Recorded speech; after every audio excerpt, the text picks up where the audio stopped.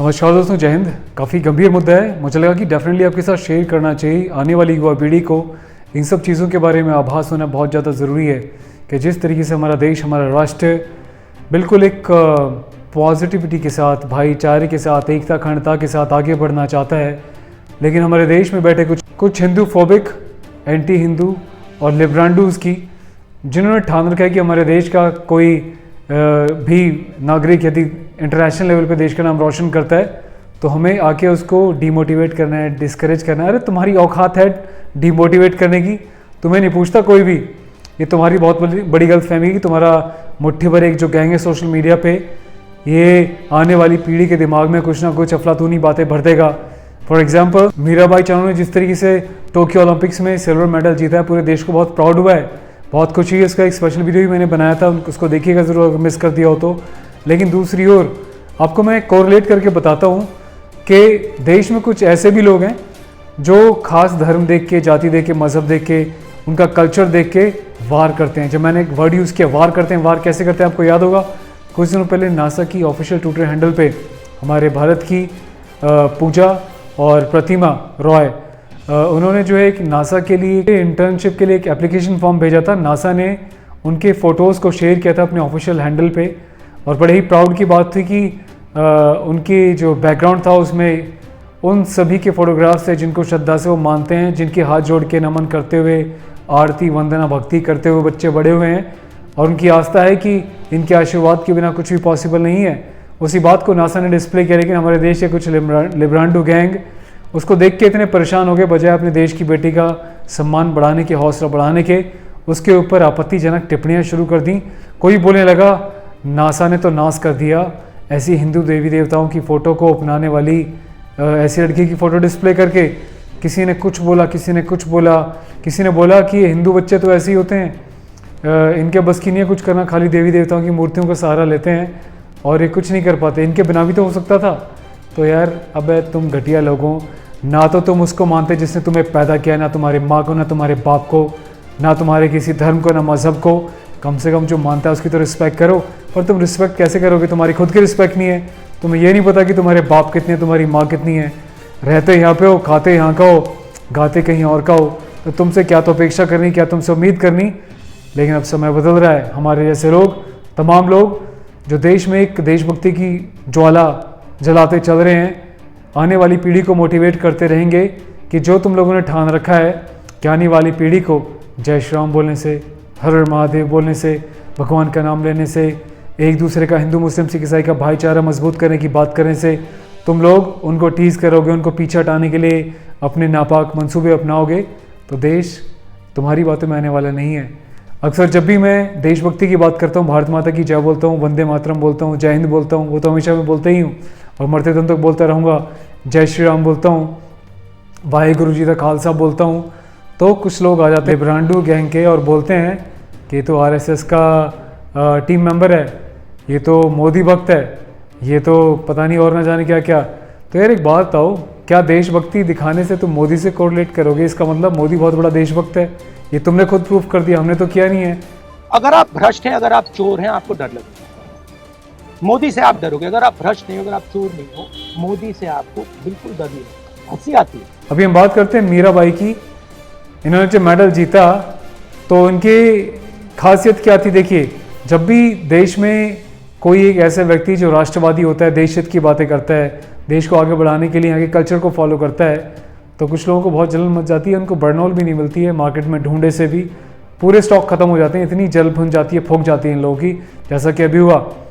तो अभी वो जो डबल फेस वाले लोग थे, बड़े बड़े पत्रकार, बड़े बड़े बुद्धिजीवी और अपने आप को सेलिब्रिटी कहने वाले चरसी गंजेड़ी गैंग के लोग, किसी ने भी जो है ऐसे नेगेटिव लोगों ने इनकी फ़ोटो को डिस्प्ले करके एक बार भी थैंक्स से कॉन्ग्रेचुलेट नहीं बोला। कुछों को बहुत शर्म आई तो रात को 10 साढ़े 10 बजे जाके कुछों ने पोस्ट करना शुरू किया, जब उनकी सोशल मीडिया पे थू थू होने लगी।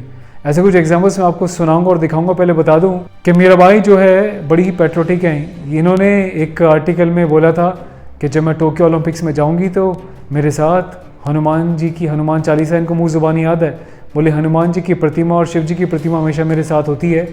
मैं एक सच्ची देशभक्त हूँ और साथ ही साथ अपने देश की हर एक धर्म का सम्मान करती हूँ और मेरी आस्था है हनुमान जी में, शिव जी में, तो उनकी प्रतिमा अपने साथ लेकर जाऊँगी टोक्यो और उनके आशीर्वाद से जीत के आऊँगी।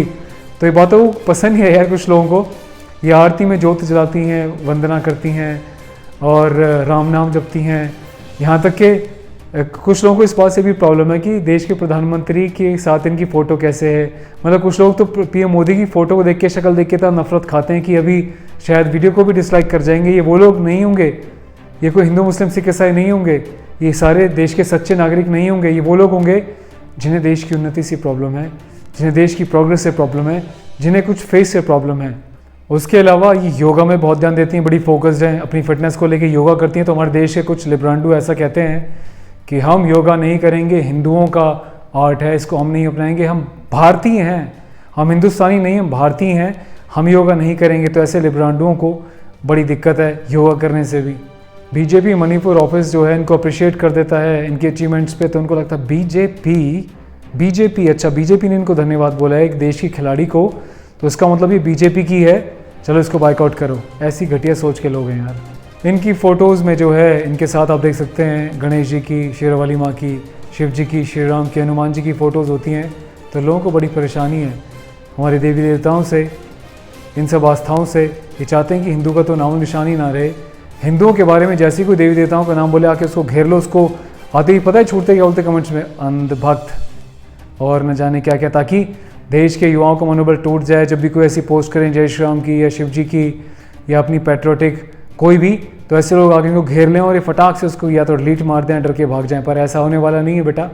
अब हिंदुस्तान बदल रहा है, कोई भी ऐसा बेवकूफ़ गधा होगा जो डिलीट मारेगा, तुमसे डरेगा। कोई भी शेर का बच्चा ऐसी तुम्हारी घटिया तकैनुसी बातों से सुन के अपने आप को पीछे हटाने वाला नहीं है और आगे बढ़ेगा पूरे जोश के साथ। ये हाथ में तिरंगा लेती हैं तो लोगों को लगता है कि अरे ये तो बहुत बड़ी देशभक्त है, इसको अप्रिशिएट नहीं करना।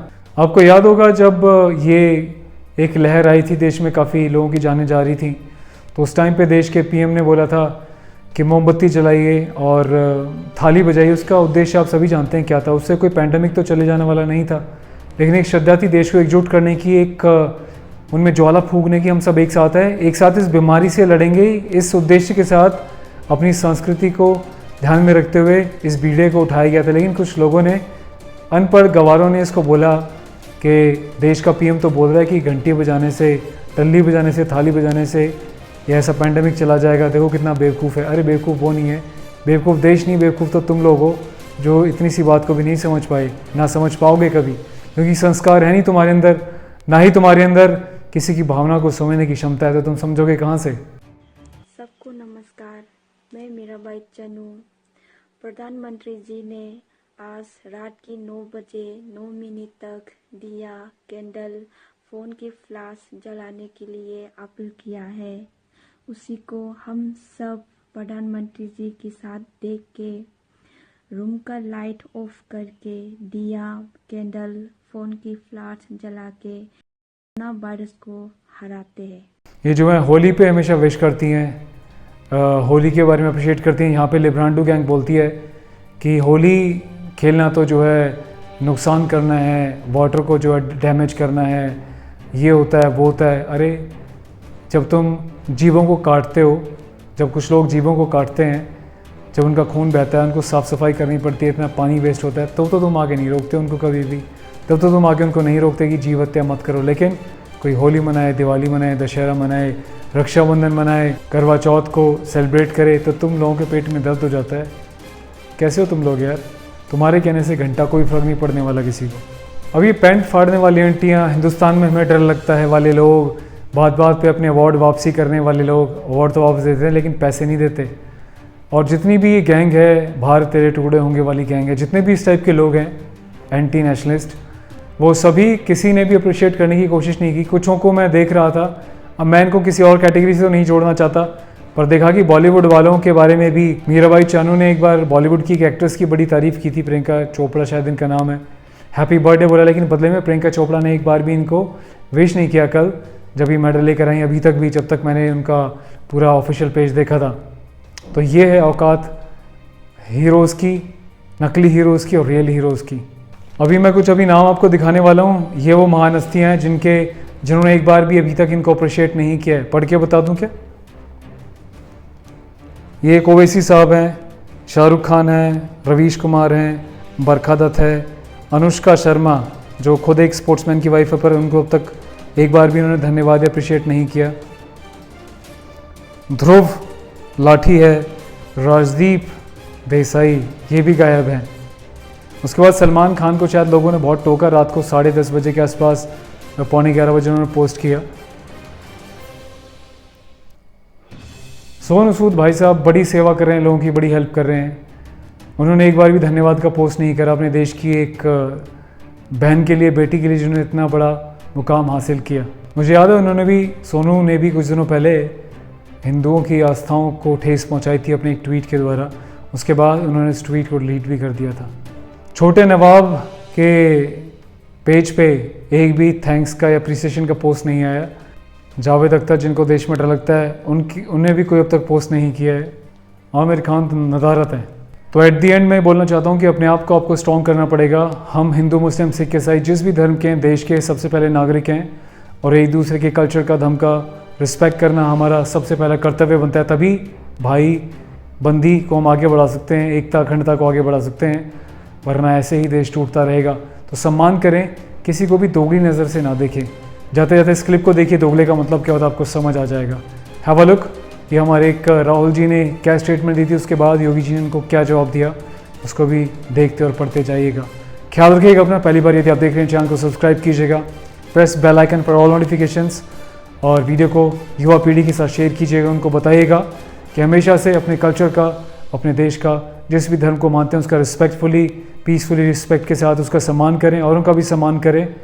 और ऐसे लिबरांडू जो उनको बात बात पे टोकते हैं, आरएसएस का दलाल बोल के, कभी बीजेपी का, कभी गोदी मीडिया बोल के, ऐसे लोगों की बात में आके अपने कदमों को पीछे ना उठाएं, आगे बढ़ते चले जाएं। अभी कुछ लोग मुझे भी मोदी भक्त बोल देंगे, पर बेटा मैं देशभक्त हूँ।